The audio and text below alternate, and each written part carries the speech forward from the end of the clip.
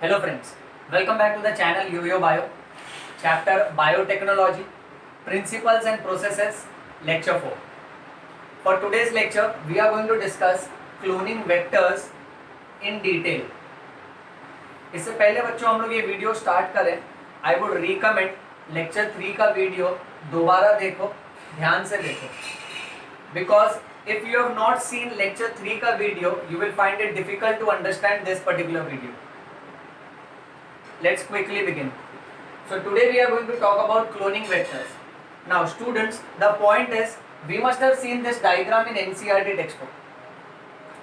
And इस diagram से associated जो मल्टीपल एक दो पेजेस हैं, जो NCERT टेक्स्ट बुक का सबसे कॉम्प्लिकेटेड पेज है, यूजुअली स्टूडेंट्स को समझता नहीं है. Usually professors are also not able to express कि व्हाट एग्जैक्टली इट इज. यहाँ we as a team let us try to solve each other's problem and let us hit onto this topic of cloning vectors very effectively. Now सबसे पहले we will go with simple observation. ये diagram में हम लोग क्या क्या देख रहे हैं.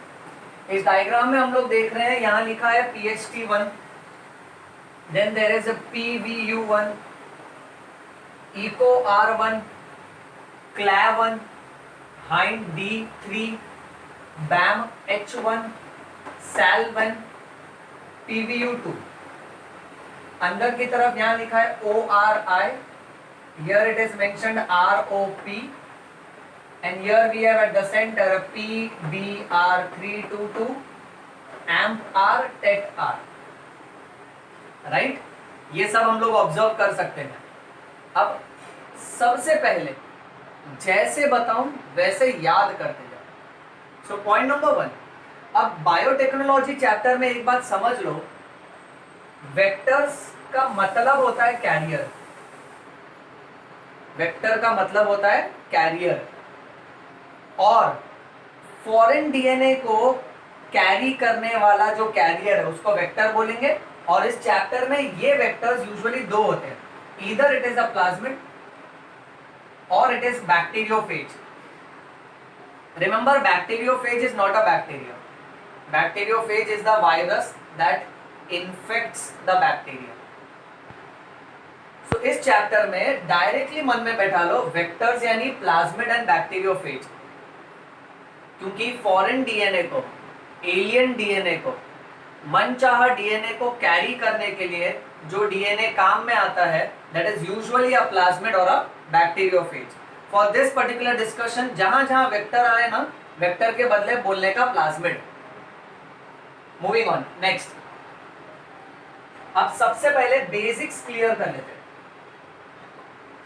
नाउ स्टूडेंट्स, बेसिक नंबर 1, अगर इस पूरे चैप्टर में तुम ऐसे मल्टीपल वर्ड्स देखो जो रोमन नंबर से खत्म हो रहे हैं, you see this, PHT1 Roman number 1, PVU1 Roman number 1, EcoR1 Roman number 1. Similarly बेटा BAM H1, Hind 3. So you see all this which is ending with Roman number.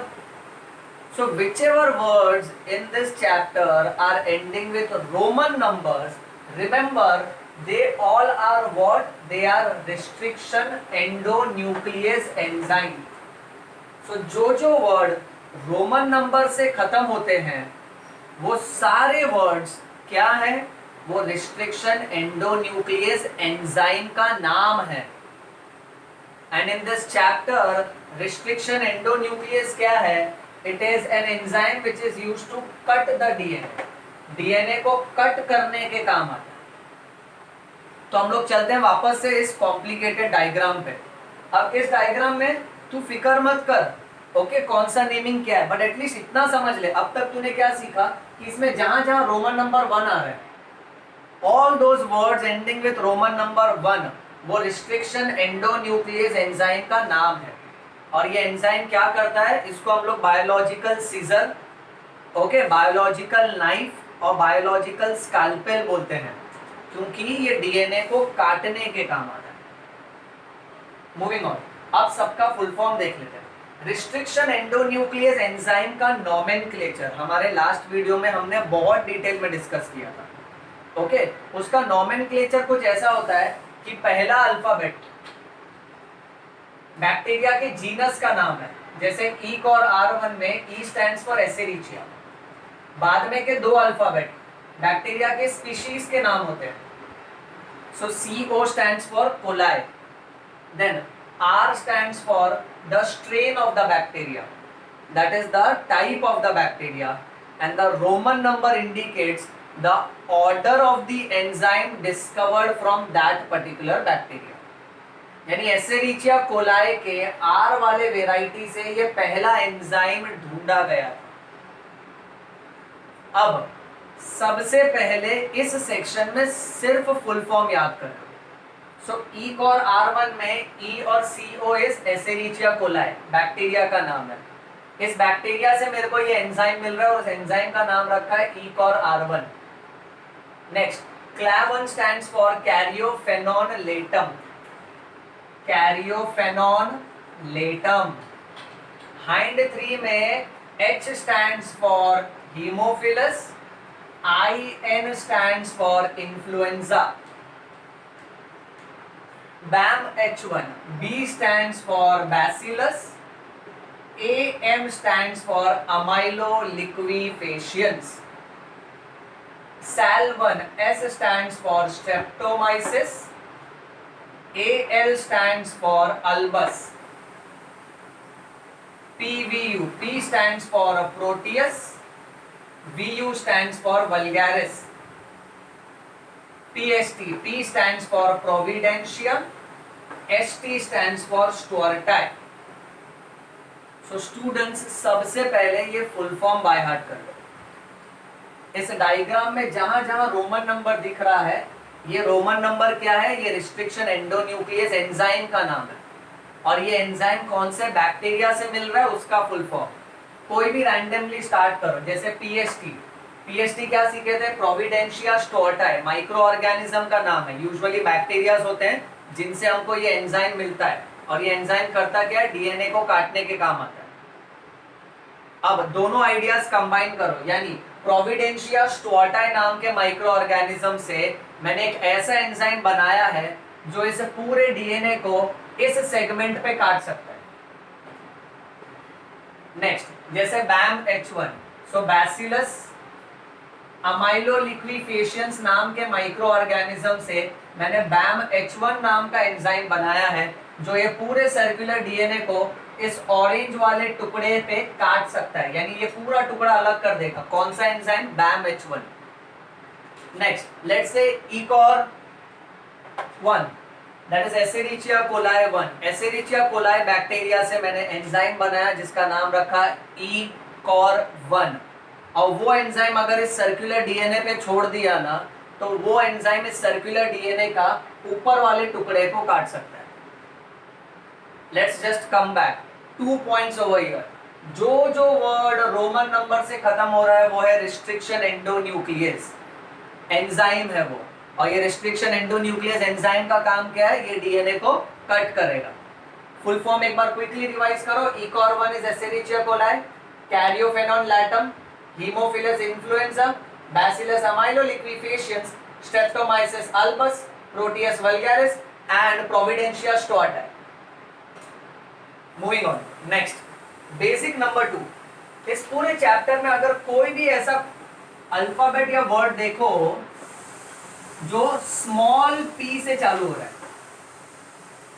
Small p, हाँ, capital P नहीं, small letter p, okay. So, ऐसा कोई भी word देखो which is starting with small p, remember it is a plasmid. Now, plasmids क्या होते हैं? Plasmids are extra chromosomal circular DNA which replicates autonomously. देख, बहुत ही इजी है, 3 बातें बोली है मैंने तुझे कि कोई भी वर्ड अगर स्मॉल p से चालू हो इस चैप्टर में तो याद रखना वो प्लाज्मिड का नाम है। और प्लाज्मिड होता क्या है? 3 बात, extra chromosomal circular DNA which replicates autonomously. Extra chromosomal यानी बैक्टीरिया के सेल में जो भी जेनेटिक मटेरियल है न्यूक्लियोइड, उसके अलावा एक्स्ट्रा मटेरियल रहता है कॉर्नर में in the form of circular DNA, उसको प्लाज्मिड बोलते हैं। सो इसलिए एक्स्ट्रा क्रोमोसोमल क्योंकि न्यूक्लियोइड के अलावा एक्स्ट्रा जेनेटिक मटेरियल है, सर्कुलर डीएनए क्योंकि उसका शेप पूरा गोल है ऐसा। हमारा डीएनए कैसा लीनियर है, बट यहां पर वी फाइंड सर्कुलर डीएनए। और इस डीएनए में फितरत है, इसकी टेंडेंसी है कि ये खुद ब खुद डिवाइड हो सकता है, it can replicate autonomously. So I come back to basic number 2। Basic number 2 ये सिखाता है any word starting with small letter p indicates it's a plasmid. Okay, अब PBr 322 इसका नोमेनक्लेचर, प्लाज्मिड का नोमेनक्लेचर इस तरह से किया जाता है that it always starts with small letter p। Now here small p stands for plasmid, BNR discoverer का नाम है, साइंटिस्ट का नाम है जिसने उसको डिस्कवर किया है, उनका नाम है बॉलिवर and Rodrigues. 322 indicates the number of workers in their research team. So some of the plasmids are named in this style, जहाँ पर small p stands for plasmid, BNR stands for Bolivar and Rodericks, that is the scientist, and 322 is their workers in the team. Whereas PUC, small p again indicates plasmid, but here the naming is done in a different style. UC stands for University of California. तो बच्चों अब हम लोग हैं second important basic पे। Second basic ये कहता है any word starting with small letter p is a plasmid. And what is a plasmid? 3 characteristics, extra chromosomal, circular DNA which replicates autonomously. I will quickly come back. Middle section में only 2 basics you have to remember. Any word ending with Roman number is restriction endonuclease enzyme, जो DNA को cut करता है। Any word starting with small letter p is a plasmid, which is extra chromosomal circular DNA which replicates autonomously. Now come to this diagram and face this diagram. Now understand each aspect of this diagram very nicely because we are prepared. Let's not be scared about this diagram and let us hit onto this diagram very appropriately. Now check this diagram. इसके एकदम centre में क्या दिया है? PBr 322। अच्छा, PBr 322 का मतलब क्या? ये प्लाज्मिड है। ओके, किसी बैक्टीरिया का ये प्लाज्मिड है जिसको बॉलिवर और रॉड्रिक्स ने ढूंढा था और इनके रिसर्च टीम में 322 इंडिविजुअल्स थे। That is the first point. अच्छा, और ये प्लाज्मिड है यानी ये एक्स्ट्रा क्रोमोसोमल सर्कुलर डीएनए है किसी माइक्रो ऑर्गेनिज्म का जो खुद ब खुद रेप्लिकेट होगा। जैसे हमारा लीनियर डीएनए है, डीएनए के स्मॉल स्मॉल फ्रैगमेंट्स को हम जीन्स बोलते हैं। समझो इस डीएनए में ये पहला जीन, दूसरा, तीसरा, चौथा। The fragment of DNA which determines a particular character is called as gene. So DNA के टुकड़े को हम जीन बोलते हैं जो हमारे शरीर में कोई ना कोई गुण, कोई ना कोई कैरेक्टर को एक्सप्रेस करते हैं। तो समझो ये डीएनए के ये 4 जीन है। अब ये डीएनए हमारा कॉइल्ड डीएनए है, इसको मैंने अनकॉइल कर दिया, तो जब ये स्ट्रेट दिख रहा है ना तो उसमें 4 जीन दिख रहा है, white orange white orange white. उस तरह से समझो छोटे छोटे टुकड़े जो हैं वो जीन है। वैसे ही बच्चों जैसे हमारा लीनियर डीएनए है, माइक्रो ऑर्गेनिजम्स में, बैक्टीरिया में जो प्लाज्मिड होता है ना वो सर्कुलर डीएनए होता है। अब इसको हमने जैसे अनकॉइल किया तो ये 2 पैरेलल लाइंस बन गया। तो सोचो इसको अनकॉइल करेंगे तो ये 2 पैरेलल सर्कल बन जाएगा ना। सो इसको अनकॉइल करने पे ये ऐसा दिखेगा, जहां ऑरेंज वाला पार्ट ये है, राइट, व्हाइट वाला part, yellow part, again a white part, the green part, the white part, the blue part and the white part. अब जिस तरह से यहाँ डीएनए के टुकड़े को हम जीन्स बोलते हैं, वैसे ही ये सर्कुलर डीएनए में ये जो ऑरेंज वाला टुकड़ा है ये एक जीन है और हर जीन कोई ना कोई कैरेक्टर को एक्सप्रेस करता है। सो दिस ऑरेंज वाला टुकड़ा, ये जीन का काम क्या है? इधर लिखा है टेट आर। टेट आर का फुल फॉर्म है टेट्रासाइक्लिन रेजिस्टेंट। टेट्रासाइक्लिन एंटीबायोटिक का नाम है, दवाई का नाम। अच्छा, फिर ऑब्जर्व द येलो वाला पोर्शन। येलो वाला पोर्शन, ये जीन जो है इसका काम है amp R. This is ampicillin resistant gene. Ampicillin भी दवाई का नाम है, एंटीबायोटिक का नाम है। अब यहाँ पे सिंपल पॉइंट ऑफ व्यू, जैसे हम में सपोज फॉर एग्जांपल ये मेरा डीएनए है, मेरे डीएनए में ये जो टुकड़ा है, डीएनए के टुकड़े को हम जीन्स बोलते हैं, ठीक है। तो पहला जीन जो है लेट्स से वो हेयर का कलर डिसाइड करता है। ओके, सो माय डीएनए का टुकड़ा, my gene says that I should have black hair. मेरे फ्रेंड का जो जीन है वो कहता है कि you should have blonde hair, तो उसके येलोइश हेयर होते हैं, फॉरेनर जैसा। फिर समझो ये दूसरा जीन है, दूसरा जीन डिसाइड करता है let's say suppose for example my skin colour. Okay, so जिस तरह से जीन अलग अलग कैरेक्टर डिटरमाइन करते हैं, वैसे ही इस प्लाज्मिड में इसको अनकॉइल किया तो ये ऐसा दिखेगा। ओके, ये वाला जो पूरा जीन है ना, ये टेट्रासाइक्लिन रेजिस्टेंट जीन है, और येलो वाला जो जीन है ना वो एम्पिसिलिन रेजिस्टेंट जीन है। यानी ये जीन के वजह से इस बैक्टीरिया पे टेट्रासाइक्लिन नाम की दवाई कोई असर नहीं कर पाएगी। ये बैक्टीरिया टेट्रासाइक्लिन नाम की दवाई के खिलाफ सक्षम है, रेजिस्टेंट है उसको। उसी तरह बच्चों ये येलो वाला जो पूरा जीन है, जीन यानी डीएनए का टुकड़ा, ये सर्कुलर डीएनए का येलो वाला जो टुकड़ा है वो इस बैक्टीरिया को एम्पिसिलिन रेजिस्टेंस का पावर दे रहा है। यानी उसके बदौलत इस बैक्टीरिया में एम्पिसिलिन नाम की दवाई का कोई असर नहीं होगा। Let's come back to this diagram. तो डायग्राम से हम लोग सीखे PBr 322, यानी ये प्लाज्मिड है। बॉलिवर और रॉड्रिक्स ने ढूंढा, उनके टीम में 322 लोग थे। ओके, प्लाज्मिड यानी extra chromosomal circular DNA which replicates autonomously. इसी को अनकॉइल करके सिंपल तरीके से ऐसे दिखाया। इसके दो जीन्स देख लिए, इस जीन के बदौलत, येलो के बदौलत ये एम्पिसिलिन से लड़ सकता है, और ऑरेंज जीन के बदौलत ये टेट्रासाइक्लिन के खिलाफ लड़ सकता है। और एम्पिसिलिन और टेट्रासाइक्लिन क्या है? दोनों एंटीबायोटिक का नाम है, दवाइयों का नाम है। अब इसके अलावा कोने में जो भी रोमन नंबर देख रहे हो, रोमन नंबर क्या पढ़ा था हम लोग ने? रोमन नंबर इंडिकेट्स वो रिस्ट्रिक्शन एंडोन्यूक्लियस एंजाइम का नाम है।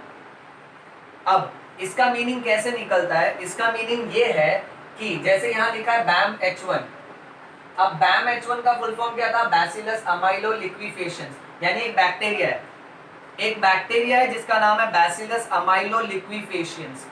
उस बैक्टीरिया से मैंने एक एंजाइम निकाला, रिस्ट्रिक्शन एंडोन्यूक्लियस एंजाइम, और वो एंजाइम को अगर मैं इस प्लाज्मिड के ऊपर छोड़ दूंगा, ओके, तो वो एंजाइम बराबर प्लाज्मिड का ये टुकड़ा काट के निकाल देगा बाहर, यानी ऑरेंज वाला पोर्शन काट के निकाल देगा। और ऑरेंज वाला पोर्शन अगर काट के निकाल देगा तो ये बैक्टीरिया की टेट्रासाइक्लिन से लड़ने की जो क्षमता है वो गई। उसी तरह से समझो इस प्लाज्मिड पे, ओके, लेट्स से मैंने PVU1 यूज किया। अब PVU1 क्या है? Restriction endonuclease. PVU क्यों बोलते हैं? क्योंकि वो प्रोटियस वल्गैरिस नाम के माइक्रो ऑर्गेनिज्म से मिला है। सो प्रोटियस वल्गैरिस नाम का जो बैक्टीरिया है उससे हम लोग ने ये एंजाइम निकाला, और ये एंजाइम को ये प्लाज्मिड पे छोड़ देंगे तो वो उसका एम्पिसिलिन रेजिस्टेंट जीन, पूरा येलो वाला पोर्शन निकाल देगा। इतना समझे? अच्छा, अब जैसा कि हम पिछले लेक्चर में बात कर रहे थे, समझो ये सर्कुलर डीएनए मेरा है, और मेरे सर्कुलर डीएनए में से ये ऑरेंज वाला जीन जो है इसको निकाल दिया मैंने, काट के निकाल दिया, ये ऑरेंज वाला टुकड़ा बाहर, और ऑरेंज वाले टुकड़े के बदले समझो स्पाइडर का मैंने जीन डाल दिया वहां पे, तो अब मेरा डीएनए बन जाएगा रिकॉम्बिनेंट डीएनए, जैसा हमने लास्ट लेक्चर में डिस्कस किया था। ठीक है, तो एक बार लास्ट लेक्चर जाके देख दोबारा, बहुत डिटेल में सिखाया मैंने। अब मेरा डीएनए बन गया रिकॉम्बिनेंट डीएनए, तो अब मुझ में ट्रांसफॉर्मेशन आएगा, अब मैं बन जाऊंगा स्पाइडरमैन। हालांकि ये काल्पनिक कहानी है, इमेजिनरी है, पर एग्जाम्पल के तौर पे समझ के लिए मैं वापस से बोल रहा हूँ। समझो ये मेरा सर्कुलर डीएनए है, मेरे सर्कुलर डीएनए में से मैंने ऑरेंज वाला जीन, डीएनए के टुकड़े को जीन्स बोलते हैं, जैसे इस डीएनए के 4 जीन्स हैं, 4 टुकड़े हैं, वैसे ये सर्कुलर डीएनए में से मैंने ऑरेंज वाला जीन निकाल लिया और उसके बदले स्पाइडर का जीन डाल दिया। सर तुम जीन निकालेगा कैसे? लास्ट वीडियो याद रखने का। जीन को काटने के लिए, डीएनए को काटने के लिए रिस्ट्रिक्शन एंडोन्यूक्लियस एंजाइम का इस्तेमाल किया जाता है, और स्पाइडर का डीएनए जोड़ने के लिए लाइगेज एंजाइम का इस्तेमाल किया जाता है। अब कमाल की बात यह है बच्चों कि अगर मुझे ये रिकॉम्बिनेशन करवाना है, ओके राइट, तो मुझे रिस्ट्रिक्शन एंडोन्यूक्लियस का मदद लेना पड़ेगा। यानी मेरे डीएनए को इस सेगमेंट को काटना है मेरे को, ऑरेंज वाले, और ऑरेंज वाले सेगमेंट को काटने के लिए बैम H1 का इस्तेमाल किया जा सकता है, SAL1 का भी इस्तेमाल किया जा सकता है। समझो मैंने बैम H1 का इस्तेमाल किया, अब बात ध्यान से सुनो। यानी बैसिलस अमाइलो लिक्विफेशियंस नाम का एक बैक्टीरिया, उसमें से मैंने एक एंजाइम बनाया रिस्ट्रिक्शन एंडोन्यूक्लियस, जिसका नाम रखा है बैम H1।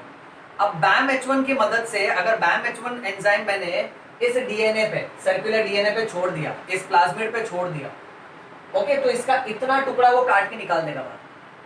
और वही बैम H1 समझो मैंने स्पाइडर के डीएनए पे छोड़ दिया, तो बैम H1 उसका भी एक टुकड़ा तोड़ के निकालेगा, और दोनों बचे कुचे पार्ट, यानी ये अब जो बचा कुचा पार्ट है और स्पाइडर का जो डीएनए का टुकड़ा निकाला है, वो इस तरह से बनते हैं कि उनको बोलते हैं, उनके पास है स्टिकी एंड्स। लास्ट लेक्चर जाके देख दोबारा। अगर मैं एक ही रिस्ट्रिक्शन एंडोन्यूक्लियस एंजाइम से दो डीएनए को काटता हूं, मेरे डीएनए को भी काटा, स्पाइडर के डीएनए को भी काटा, सो जो टुकड़े बनते हैं ना वो आपस में जुड़ जाते हैं, क्योंकि सेम रिस्ट्रिक्शन एंजाइम्स के द्वारा काटे जाने पर दोनों डीएनए के पास स्टिकी एंड्स बचता है, और स्टिकी एंड्स आपस में आसानी से चिपक जाता है। लास्ट वीडियो देखो जाके वापस, और तब जाके रिकॉम्बिनेशन हो पाता है। चलिए आगे बढ़ते हैं, let's go into further detailing of this lecture now. अब कुछ इंफॉर्मेशन है जो तुम याद रखना। इंफॉर्मेशन नंबर 1, जैसा कि हमने डिस्कस किया था, वेक्टर्स का मतलब क्या, कैरियर। और इस चैप्टर में वेक्टर्स कौन कौन है, प्लाज्मिड और बैक्टीरियोफेज को वेक्टर्स कहा जाता है। Some of the plasmids can form only 1 to 2 copies per cell, and some of them can form 15 to 100 copies per cell. यानी सेल में घुसने के बाद अपना 1 या 2 कॉपी बना पाएगा, या तो सेल में घुसने के बाद अपना 15 से लेकर 100 कॉपी वो बना पाएगा। तो ये इंफॉर्मेशन को बाय हार्ट करके रखो।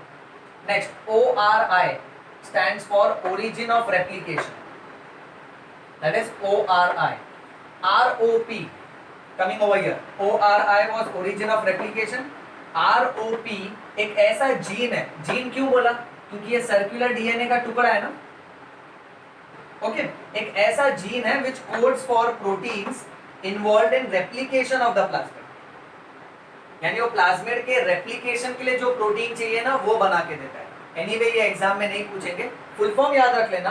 ROP stands for regulation of origin of plasmid, memorise कर लो, regulation of origin of plasmid. Coming back, selectable marker बहुत ही इंपॉर्टेंट कॉन्सेप्ट।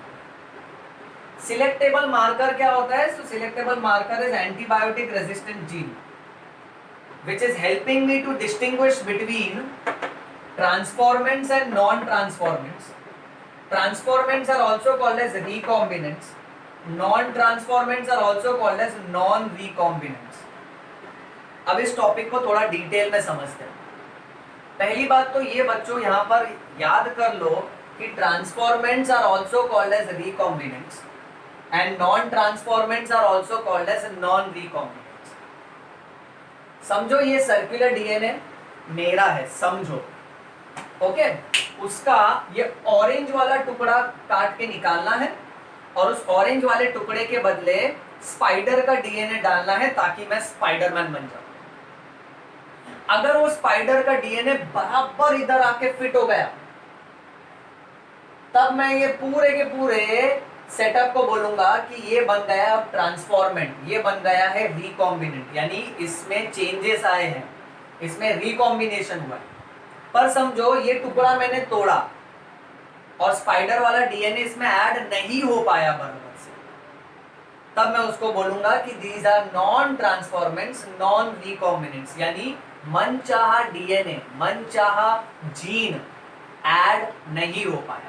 अगर वो ऐड हो जाता है तो उसको ट्रांसफॉर्मेंट्स और रिकॉम्बिनेंट्स बोलते हैं, और अगर नहीं होता है तो उसको नॉन ट्रांसफॉर्मेंट्स और नॉन रिकॉम्बिनेंट्स बोलते हैं। यानी ट्रांसफॉर्मेशन और रिकॉम्बिनेशन हुआ है या नहीं हुआ है, ये कैसे पता चलेगा?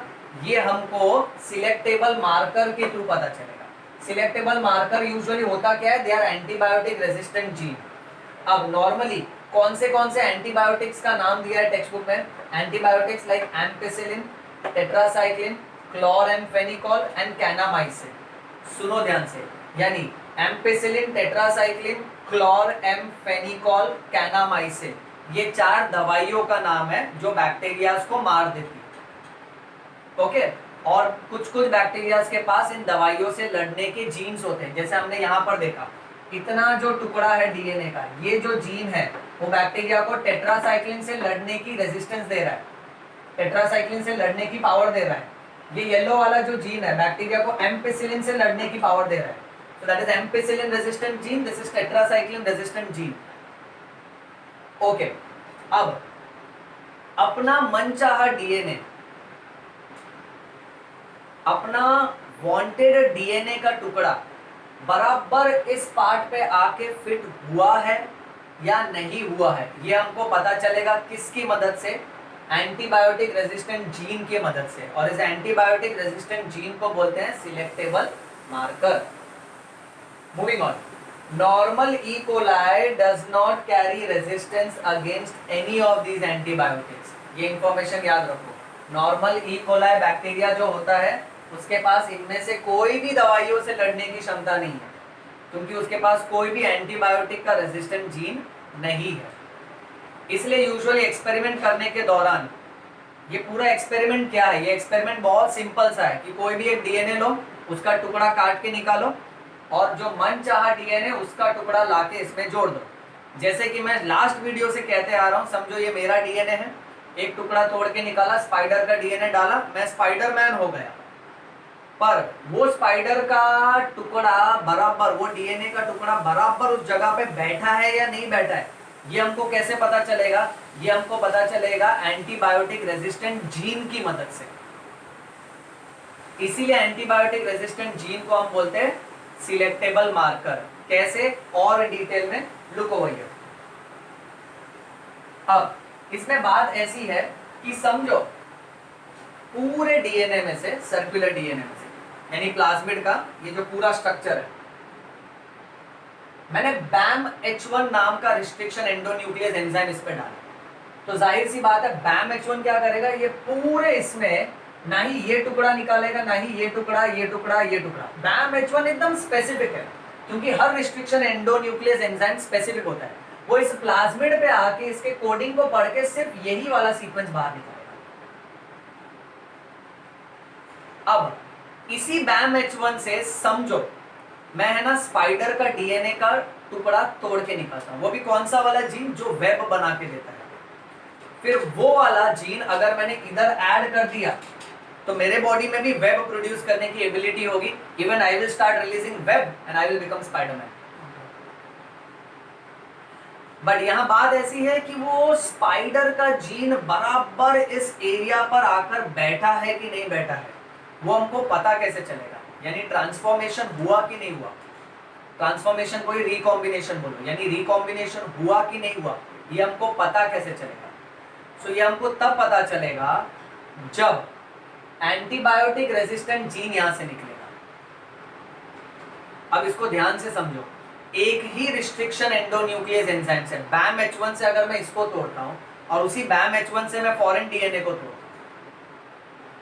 ओके, तो वो BAMH1 दोनों को इस स्टाइल में तोड़ेगा ना कि दोनों के एंड्स स्टिकी एंड्स रहेंगे और दोनों एक दूसरे में आसानी से जुड़ जाएंगे।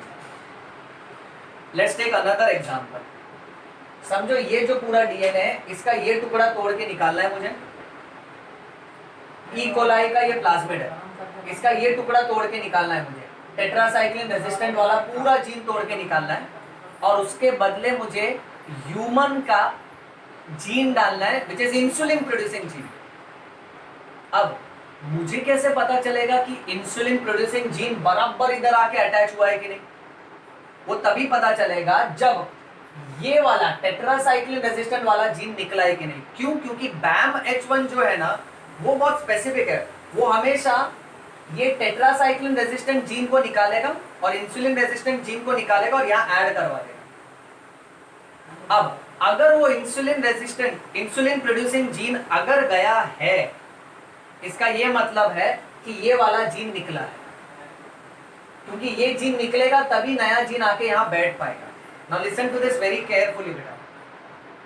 सो अगर रिकॉम्बिनेशन और ट्रांसफॉर्मेशन हुआ है, समझो मैंने फॉरेन डीएनए इस टुकड़े के बदले अटैच कर दिया, ये ऑरेंज वाले टुकड़े के बदले। यानी अब ऑरेंज वाला टुकड़ा नहीं है उसके पास, ऑरेंज वाला टुकड़ा नहीं है, यानी टेट्रासाइक्लिन से लड़ने की पावर गई उसकी, क्योंकि उस ऑरेंज वाले टुकड़े के बदले अभी नया जीन आ गया, समझो इंसुलिन प्रोड्यूसिंग जीन आ गया वहां।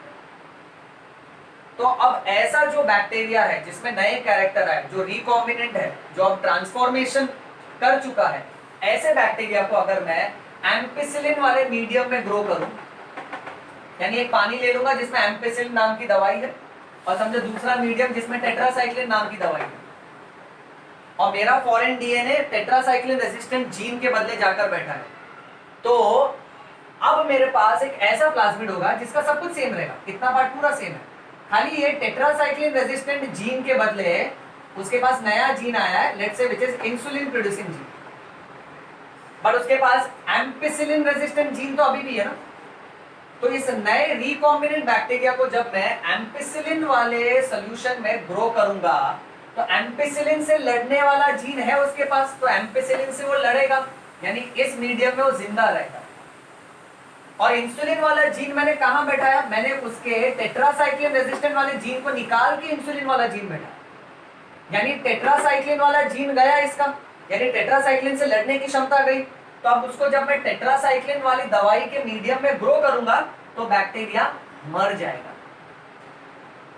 So if the bacteria survives on ampicillin medium and if it is dying on the tetracycline medium, that means the tetracycline resistant gene has been removed and my wanted gene has been placed instead of tetracycline resistant gene.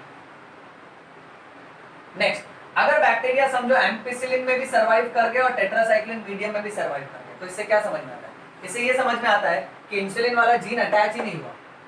क्यों? क्योंकि ampicillin वाला gene भी है उसके पास और उसके पास अपना normal tetracycline resistant वाला जीन भी है, क्योंकि जब टेट्रासाइक्लिन रेजिस्टेंट वाला जीन निकलेगा तब इंसुलिन प्रोड्यूसिंग जीन जाके वहां पे ऐड हो पाएगा। सो वेरी इजी लैंग्वेज में ये याद रखना, अगर ट्रांसफॉर्मेशन हुआ है, अगर वो बैक्टीरिया रिकॉम्बिनेंट या ट्रांसफॉर्मेंट है, तो एम्पिसिलिन मीडियम जीन में वो सर्वाइव करेगा, बट टेट्रासाइक्लिन मीडियम में इट विल डाई। और अगर ट्रांसफॉर्मेशन और रिकॉम्बिनेशन नहीं हुआ है तो दोनों भी मीडियम में वो सर्वाइव करेगा। ये समझा? Moving on, next, vector should have a few preferably single recognition site for the commonly used restriction enzyme. commonly used restriction enzyme, समझो अपना restriction enzyme है BAMH1। अब BAMH1 पूरे के पूरे वेक्टर, इस पूरे प्लाज्मिड में सिर्फ एक ही टुकड़े को तोड़ सकता है, ये ऑरेंज वाला। ऐसा नहीं है कि BAMH1 ये टुकड़े को भी तोड़ सकता है, इसको भी तोड़ेगा और इसको भी तोड़ेगा। अगर वो मल्टीपल साइट्स को तोड़ेगा ना, तो पूरे के पूरे प्रोसेस में कंफ्यूजन हो जाएगा। इसलिए ऐसा कहा जाता है कि अगर कोई रिस्ट्रिक्शन एंजाइम तोड़ रहा है तो उसका सिंगल रिकॉग्निशन साइट होना चाहिए, ताकि पूरा प्रोसेस एकदम सिंपली हो सके। अब मुझे पता है BAMH1 बराबर टेट्रासाइक्लिन रेजिस्टेंट जीन एक ही सेगमेंट को तोड़ता है, ओके, और वही BAMH1 से समझो मैंने इंसुलिन वाला जीन तोड़ा और फिर लाइगेज की मदद से इनको जोड़ दिया, तो मुझे कैसे पता चलेगा कि इंसुलिन वाला जीन गया है कि नहीं? मुझे पता है कि BAMH1 बराबर टेट्रासाइक्लिन रेजिस्टेंट जीन को ही तोड़ा है और किसी को टच नहीं कर रहा है वो, क्योंकि उसका रिकॉग्निशन साइट सिर्फ एक है। तो इसलिए वो बैक्टीरिया को उठा के मैं टेट्रासाइक्लिन वाले मीडियम पे रखेगा। अगर वो मर गया, यानी टेट्रासाइक्लिन वाला रेजिस्टेंट वाला जीन निकल चुका है, BAMH1 उसको निकाल दिया और इंसुलिन वाले जीन को वहां पे डाल दिया। ओके, दैट मींस ट्रांसफॉर्मेशन और रिकॉम्बिनेशन हुआ है। और अगर नहीं हुआ रहेगा तो दोनों भी मीडियम में वो सर्वाइव करेंगे। आगे बढ़ते हैं। अब ये जो पूरा प्रोसेस है ना, ये बहुत कॉम्प्लिकेटेड है बच्चों, बिकॉज इन दिस प्रोसेस ना हम लोग को एंटीबायोटिक प्लेटिंग करना पड़ता है, यानी मीडियम तैयार करने पड़ते हैं, उसमें एंटीबायोटिक्स डालना पड़ता है, फिर बैक्टीरिया को टेस्ट करना पड़ता है। इसलिए एक ऑल्टरनेटिव मेथड निकाला गया है, उस ऑल्टरनेटिव मेथड को बोलते हैं इंसर्शनल इनएक्टिवेशन। इसको बहुत इजी स्टाइल में पढ़ते हैं। समझो ये सर्कुलर डीएनए, ये एक प्लाज्मिड है और इसके पास ये जो ऑरेंज वाला जीन है ना, ये एंजाइम वाला जीन है। इस जीन की मदद से ये एक एंजाइम बनाता है जिसका नाम है beta galactosidase. So because of this gene it produces beta galactosidase enzyme. और ये एंजाइम में अगर मैं क्रोमोजेनिक सब्सटेंस मिक्स करूं, केमिकल का नाम है, याद रखना, क्रोमोजेनिक सब्सटेंस, तो ये मेरे को ब्लू कलर का कॉलोनीज देता है बैक्टीरिया का। एकदम सिंपल। बहुत सारे बैक्टीरिया हैं, उनका प्लाज्मिड है, उनके प्लाज्मिड में एक ऐसा जीन है जो बीटा गैलेक्टोसिडेज एंजाइम बना के देता है, और ये बीटा गैलेक्टोसिडेज एंजाइम जब क्रोमोजेनिक सब्सटेंस के साथ रिएक्ट करता है तो ब्लू कलर देता है। बट अब मेरे को जो भी मनचाहा जीन बैठाना है वो मैं बराबर यही साइड पे बैठाऊंगा। तो यहाँ पर सिलेक्टेबल मार्कर कौन हुआ, ये हुआ। इस वाले पूरे सेक्शन में सिलेक्टेबल मार्कर कौन थे, एंटीबायोटिक रेजिस्टेंट जीन। मार्कर यानी it is used to mark, वो मुझे ये पता चलवा के देता है कि मेरा रिएक्शन बराबर हुआ है कि नहीं, मेरा मनचाहा इंसुलिन वाला जीन बराबर बैठा कि नहीं, वो डिपेंड करता है कि टेट्रासाइक्लिन रेजिस्टेंट वाला जीन निकला कि नहीं। अब यहाँ पर सिलेक्टेबल मार्कर कौन है, ये वाला जीन। अब समझो अगर इसको मैंने निकाल दिया और इसके बदले इंसुलिन प्रोड्यूसिंग जीन डाल दिया, देखो येलो वाला नया जीन डाला, इसलिए मैं लिखता हूँ एलियन डीएनए, एलियन जीन डाल दिया, समझो ये इंसुलिन प्रोड्यूसिंग जीन है। अच्छा, अब मेरा इंसुलिन प्रोड्यूसिंग जीन यहाँ आकर बैठा, यानी जो पहले वाला ऑरेंज वाला पार्ट था वो निकल गया यहाँ से, राइट। अच्छा, अब क्योंकि पहले वाला पार्ट निकल गया है तो पहले वाला एंजाइम वाला जीन नहीं है अब इसके पास, तो बीटा गैलेक्टोसिडेज नहीं बनेगा। तो अगर इसको मैं क्रोमोजेनिक सब्सटेंस के साथ रिएक्ट करवाऊंगा, जब वो जीन था, जब बीटा गैलेक्टोसिडेज बन रहा था तब ब्लू कलर मिला मेरे को। अब वो जीन ही नहीं है क्योंकि उसके बदले मैंने नया जीन बैठा दिया, तो बीटा गैलेक्टोसिडेज बना ही नहीं, तो क्रोमोजेनिक सब्सटेंस से रिएक्ट करेगा ही नहीं। That is why no blue colour qualities. अब इसका एमसीक्यू ऐसा आता है